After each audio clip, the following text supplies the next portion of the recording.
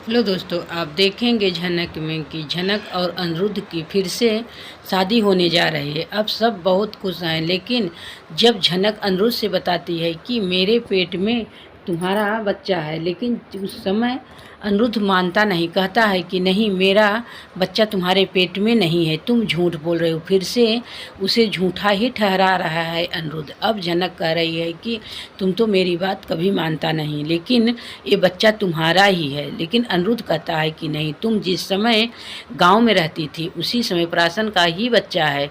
अब झनक और अनिरुद्ध में बहुत ही झगड़ा हो रहा है। झनक कहती है जब तुम्हें हमारे बात का विश्वास ही नहीं है तो तुम शादी कैसे मेरे साथ करोगे और कैसे अपनी ज़िंदगी बिताओगे मेरे साथ, तुम मेरी बात कभी नहीं मानता। लेकिन अनिरुद्ध कहता है कि मैं तुमसे बहुत कोशिश करता हूँ तुम्हारा बात मानने के लिए, लेकिन तुम ऐसा बात बता देती हो कि मुझे समझ में नहीं आता। मुझे लगता है कि तुम झूठ ही बोल रही हो।